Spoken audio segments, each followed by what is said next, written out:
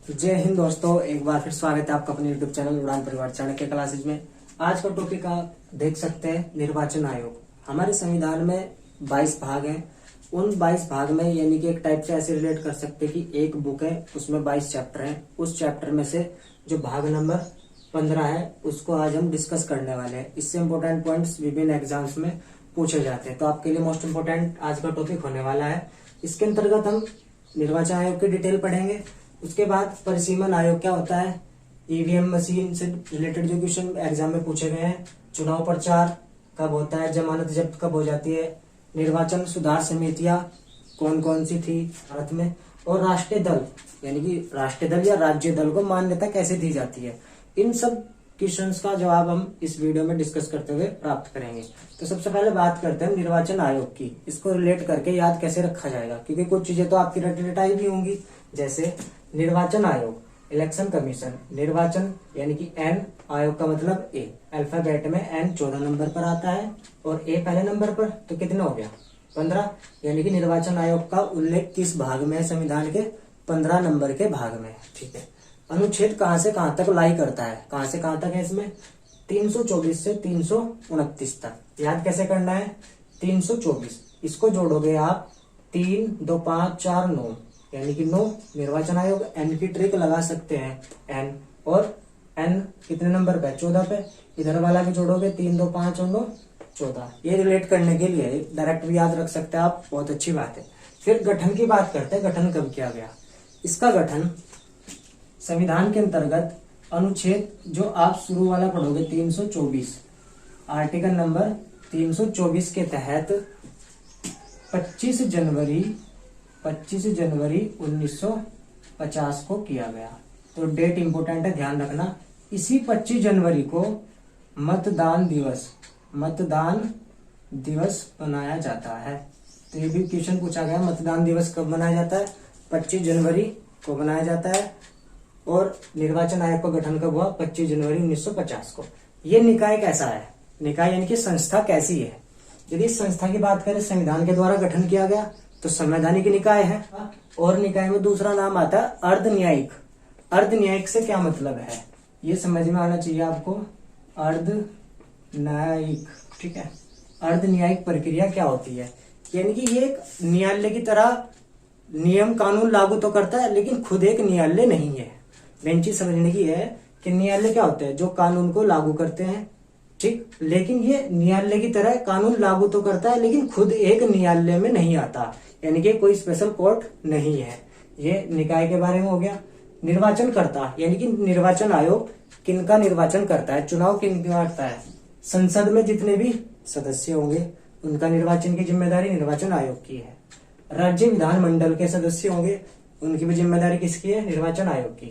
संसद में आप 2 सदन पढ़ते हैं, राज्यसभा और लोकसभा, ये उच्च सदन और ये निम्न सदन। तो व्यक्ति बैठते नेता है, तो उनका चुनाव किसी ना किसी प्रक्रिया से हो रहा है, उसकी जिम्मेदारी कौन लेगा, उसकी जिम्मेदारी निर्वाचन आयोग की होगी। ऐसे ही विधानमंडल, राज्य के अंतर्गत विधानमंडल चलती है, जिसमें विधान परिषद और विधानसभा होती है। क्या होती है, विधानसभा। तो इन दोनों में जो नेता चुनकर जाए जाते हैं उनका चुनाव कौन करवाएगा, निर्वाचन आयोग। लेकिन निर्वाचन आयोग जो ग्राम पंचायत होगी, नगर निगम होंगे, इनके चुनाव नहीं कराता। ऑप्शन में जब क्वेश्चन बनाएगा ऑप्शनली तो पूछ सकता है निर्वाचन आयोग निम्न में से किसका चुनाव नहीं करता। तो ना तो ग्राम पंचायत का करता है और ना नगर निगम का करता है। इंपॉर्टेंट पॉइंट है, दोनों आप ध्यान रखेंगे। लेकिन यदि निर्वाचन की शक्ति की बात करें, निर्वाचन शक्ति किसके पास होगी, न्यायालय के पास होगी। यदि इसमें कोई घपला होता है चुनाव के दौरान तो उसकी शक्ति किसके पास होगी, न्यायालय के पास होगी। ठीक है। और जो निर्वाचन आयोग है इसका काम क्या है, इसका काम केवल और केवल जो चुनाव प्रक्रिया चली निगरानी रखेगा, यानी उनको देखता रहेगा, व्यू करेगा कि ये कैसे काम कर रहे हैं। ठीक है।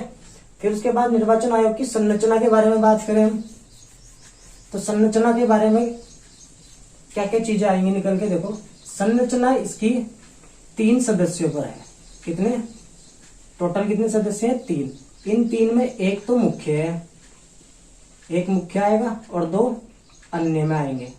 एक मुख्य, 2 अन्य, यानी कि ये चीफ इलेक्शन कमीशन होगा, मुख्य चुनाव आयुक्त होगा और 2 इसके सहायक सदस्य होंगे। पहले प्रोसेस जब स्टार्टिंग में गठन हुआ तब केवल 1 सदस्य था। कितना था तब? 1। उसके बाद 1989 में इसमें सदस्यों की संख्या 3 कर दी गई। कितनी कर दी गई? 3 कर दी गई। तो आप रिलेट करके ध्यान रख सकते हैं कब की गई 3 सदस्य? 1989 में। अब वर्तमान में कितने सदस्य हैं? 3 ही सदस्य हैं, जिसके लिए आपने पहला पॉइंट याद करा होगा, भारत का प्रथम मुख्य चुनाव आयुक्त सुकुमार सेन। मुख्य चुनाव आयुक्त सुकुमार सेन। तो पहले तो आप याद कर लोगे। अब आपको कमेंट बॉक्स में वर्तमान वाला बताना है। कौन सा? वर्तमान में कौन है? ठीक है, तो पहले ही ध्यान रखना है, पहले वाले 2 नहीं पूछे जाएंगे क्योंकि पहले तो केवल 1 ही चल रहा था, तो 1 ही ध्यान रखना है, सुकुमार सेन प्रथम। और वर्तमान में आप बताएंगे मुख्य भी और अन्य 2 कौन से थे। अब कार्यकाल की बात करें यदि हम मुख्य चुनाव आयुक्त के कार्यकाल की, तो इसमें इसका भी कार्यकाल देखना है और जो इसके साथ सदस्य हैं उनका भी। तो मुख्य वाला तो बड़ा है, इसमें इसका कार्यकाल 6 वर्ष या 65 वर्ष में से जो सा भी पूरा पहले हो जाए। या तो 6 वर्ष कार्यकाल चलेगा, यदि इसकी एज 65 साल हो गई तो तब भी से हटा दिया जाएगा, यानी इसका कार्यकाल पूरा हो जाएगा। और जो अन्य 2 होंगे वो भी 6 वर्ष कार्यकाल रखेंगे, लेकिन यदि इनकी उम्र 62 वर्ष हो गई पूरी तो तब भी में अपना कार्यकाल पूरा कर लेंगे। ये चीजें आपको दोनों सेट हो गई दिमाग में। यदि वेतन की बात करें, वेतन कितना होगा? इनका वेतन जो न्यायालय के मुख्य न्यायाधीश होते हैं उनके अनुसार रखा गया है। यानी कि यदि न्यायालय के मुख्य न्यायाधीश, सर्वोच्च न्यायालय के यानी कि चीफ जस्टिस ऑफ इंडिया की बात करें तो इसका जो वेतन है वो 2.80 यानी कि 2,80,000 है। और जो इसी के अन्य सदस्य होंगे, कौन से के? चीफ जस्टिस सुप्रीम कोर्ट के उनका 2.5 लाख होगा। और जो इसी के नीचे कार्य करता है स्टेट में होते हैं जो, यानी कि हाई कोर्ट बने होते हैं जो, उसका जो हेड होगा यानी कि जो मुख्य होगा, उस मुख्य का तो इसके बराबर होगा, इसके जो अन्य वाले हैं। और जो इसी के नीचे अन्य कार्य कर रहे होंगे उनका 2.25 यानी कि 2.25 लाख रुपए वेतन होगा। तो इनका वेतन किसके हिसाब से रखा जाएगा? 2,80,000 के हिसाब से। और जो अन्य सदस्य होंगे उनका वेतन 2.5 यानी कि 2.5 लाख रुपए रखा गया है। ये अपडेट हो चुका है। निर्णय कैसे लेता है निर्वाचन आयोग? निर्णय कैसे लेता है? अकेला नहीं लेगा, ये निर्णय बहुमत के हिसाब से लेता है, बहुमत के आधार पर, क्योंकि 3 सदस्य तो बहुमत के आधार पर निर्णय लेगा। निर्वाचन पद्धति किस देश से ली गई है? तो निर्वाचन पद्धति आपकी देश है वो ब्रिटेन। कौन सा है? ब्रिटेन। याद रखेंगे कौन सा देश है वो? ब्रिटेन। जो चुनाव संबंधित विधि अधिकार है, आर्टिकल नंबर 327 कहता है कि संसद और विधानमंडल यानी कि केंद्र में और ये राज्य में यदि इनके निर्वाचन संबंधित प्रावधान है, उन प्रावधान पे कानून बनाने का अधिकार संसद को है। यानी कि वो शक्ति किसके पास है? संसद को है। यानी कि संसद में जो मेंबर है, सदस्य हैं, उनका जो निर्वाचन संबंधी प्रावधान है उनकी शक्ति किसके पास है? संसद के पास है। लेकिन आर्टिकल 328 कहता है कि विशेष स्थितियों में यह अधिकार विधानमंडल के पास होगा स्टेट के अंतर्गत। वैसे तो संसद करेगी दोनों का, लेकिन विशेष परिस्थितियों में 328 आर्टिकल के तहत विधानमंडल भी निर्वाचन संबंधी प्रावधान की शक्ति रखता है। ये चीजें आपको कवर होनी चाहिए 327 और 328।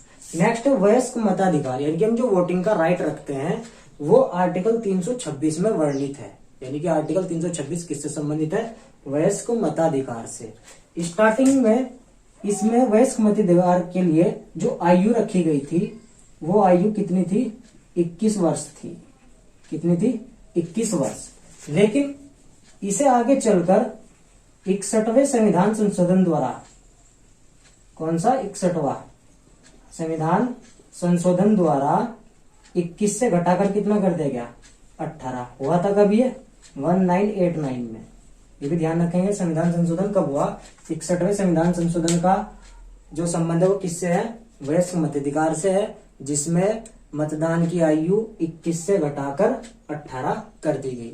अब आर्टिकल 329 आता है 329। ये कहता है कि न्यायालय का हस्तक्षेप वर्जित है। किस कंडीशन में? यदि निर्वाचन आयोग चुनाव की प्रक्रिया में लगा हुआ है तो उस दौरान जो न्यायालय है वो कोई हस्तक्षेप नहीं करेगा, इंटरफेयर नहीं करेगा। लेकिन जब चुनाव हो जाए उसके बाद वो हस्तक्षेप यानी कि इंटरफेयर कर सकता है।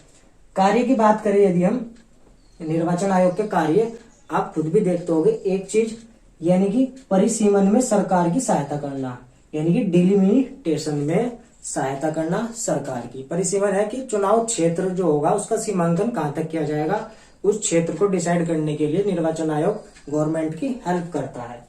आचार संहिता तैयार करना, यानी कि चुनाव के दौरान आचार संहिता किसके लिए क्या कानून बनेंगे उनको लागू करने के लिए किसका काम होगा? निर्वाचन आयोग का।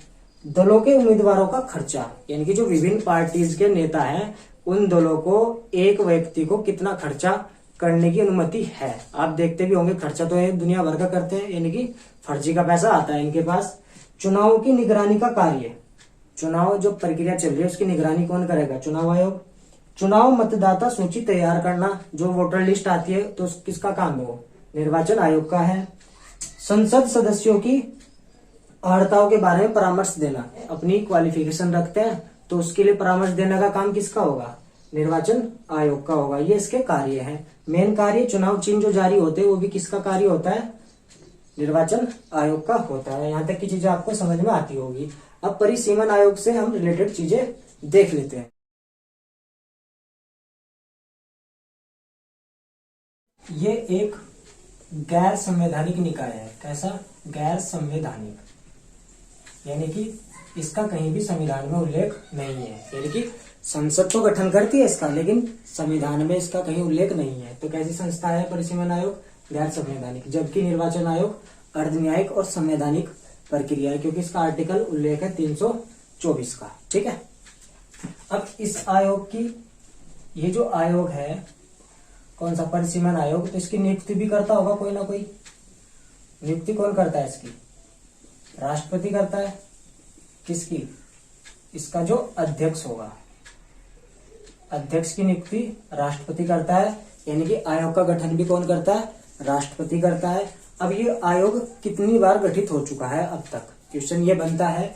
तो पहली बार गठित हुआ 1952 में, उसके बाद 1962 में, फिर 1972 में, और अब लेटेस्ट 2002 का है। परिसीमन आयोग से मतलब यानी कि चुनाव क्षेत्र का सीमांकन करना है, जिसकी सलाह किसे देता है? राष्ट्रपति को दी जाती है निर्वाचन आयोग द्वारा। तो ये भी परिसीमन आयोग का संबंध निर्वाचन आयोग से है, क्योंकि जो इसका हेड होगा, अध्यक्ष कौन होगा इसका?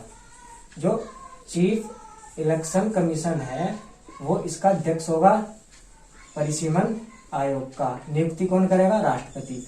तो इसे हटाया कैसे जा सकता है? यानी इसके हटाने का भी कोई ना कोई प्रावधान होगा। निर्वाचन आयोग का जो मुख्य चुनाव आयुक्त होगा तो उसे भी महाभियोग प्रक्रिया है, इम्पीचमेंट महाभियोग प्रक्रिया के द्वारा हटाया जा सकता है। तो ये चीजें आपको यहाँ तक कवर होती है। ठीक है। ईवीएम मतलब इलेक्ट्रॉनिक वोटिंग मशीन, जो आप चुनाव करने के लिए जाते देखते हैं मशीन, इलेक्ट्रॉनिक वोटिंग मशीन। इसकी शुरुआत 1982 में होती है और इसे शुरू करने वाला यानी कि अपनाने वाला पहला राज्य केरल है। केरल ने लगभग 50 केंद्रों पर इसका उपयोग किया। कितने पर? 50 केंद्रों पर। पूरे राज्य में नहीं, केवल 50 केंद्रों पर। लेकिन जो पूरे राज्य में यानी कि पूर्ण रूप से पूरे राज्य में इसको लागू करने वाला पहला राज्य कौन था? गोवा था। ये 1999 में पहली बार इन्होंने ईवीएम मशीन का यूज किया था गोवा में। ठीक है। अब जब चुनाव होते हैं तब चुनाव प्रचार करने की कंडीशन भी होती है। तो चुनाव प्रचार के लिए 48 घंटे तक यानी कि चुनाव वाले दिन से 48 घंटे पहले क्या लग जाती है? आचार संहिता, जिसमें अब नेता जो है अपने चुनाव का प्रचार नहीं कर सकते। तो प्रचार कब तक कर सकते हैं? जैसे नामांकन होता है उस नामांकन के 14 दिन तक कोई भी नेता चुनाव प्रचार कर सकता है अपने दल का। ठीक है। पहले ये 21 दिन था, लेकिन अब वर्तमान में कितना है? 14 दिन है मात्र। ठीक, 14 दिन तक जो है निर्वाचन के बाद चुनाव प्रचार कर सकता है। ये कब? जमानत जब्त कब होती है? चुनाव हो गया, अब वोटिंग का रिजल्ट खुलना शुरू हुआ, पता लगा 6000 वोट में किसी भी पार्टी ने 1000 वोट से कम वोट पाए।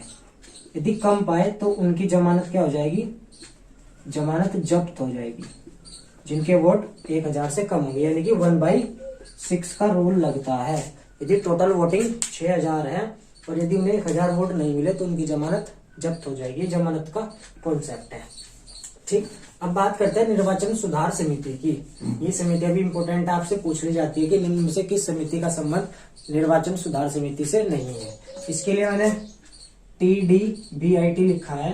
इसको रिलेट कैसे करेंगे, टी से है तारकुंडे, तारकुंडे समिति का संबंध निर्वाचन सुधार से है। उसके बाद दिनेश समिति का संबंध भी किससे है, निर्वाचन सुधार से। बोहरा समिति, इंद्रजीत समिति और टी से है टंका आयोग। टंका आयोग का संबंध भी किससे है, निर्वाचन सुधार समिति से। तो इनका आप ध्यान रखेंगे।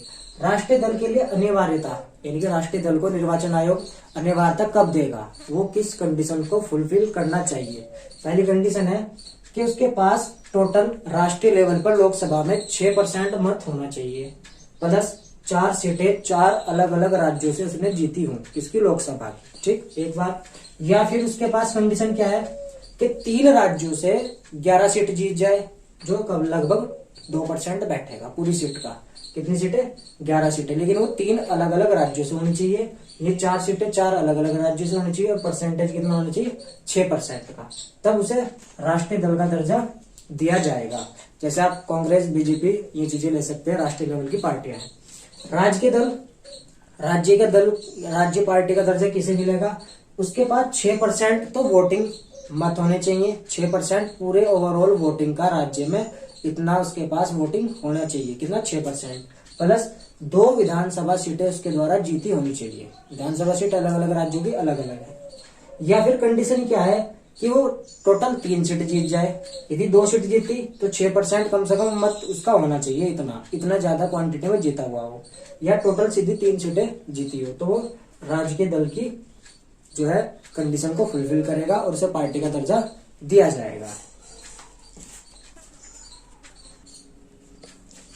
यदि बात करें क्षेत्रफल में सबसे बड़ा निर्वाचित क्षेत्र कौन सा होगा, तो वह लद्दाख। लद्दाख क्षेत्रफल में सबसे बड़ा निर्वाचित क्षेत्र है। और सबसे छोटा कौन सा होगा, वो है आपका दिल्ली सदर भी बोलते हैं जिसको। कौन सा क्षेत्र, दिल्ली। सबसे छोटा दिल्ली है और क्षेत्रफल में सबसे बड़ा निर्वाचित क्षेत्र लद्दाख है। ठीक है, अब बात करते हैं दल बदल कानून की। लास्ट टॉपिक होगा जो हमारा दल बदल कानून की। तो दल बदल कानून क्या है, जो नेता पार्टी यानी कि दल बदल कर इधर से उधर जाते हैं तो उन्हीं के संबंध में कुछ प्रावधान कानून सेट किए गए हैं कि यदि आप ऐसा करते हैं तो आपका हो सकता है आपकी सीट को निरस्त कर दिया जाए। 52वां संविधान संशोधन का संबंध दल बदल से है, यानी कि जो नेता पार्टी दल बदलते थे उससे संबंधित है। कब हुआ, 1985 में 10वीं अनुसूची को जोड़ा गया। इसी को मद्देनजर रखते हुए इसमें सुधार करते हुए 91वां संविधान संशोधन होता है 2003 में। तो 91वें संविधान संशोधन का संबंध किससे है, दल बदल में सुधार से है। तो ये भी दल बदल से संबंधित है। आई होप ये चीजें आपको आज कवर होगी। हमने आज निर्वाचन आयोग यानी कि जिसका भाग 15 है उसको हमने कवर कर लिया। फिर मिलेंगे नेक्स्ट वीडियो में नए टॉपिक के साथ। तब तक के लिए जय हिंद, जय भारत।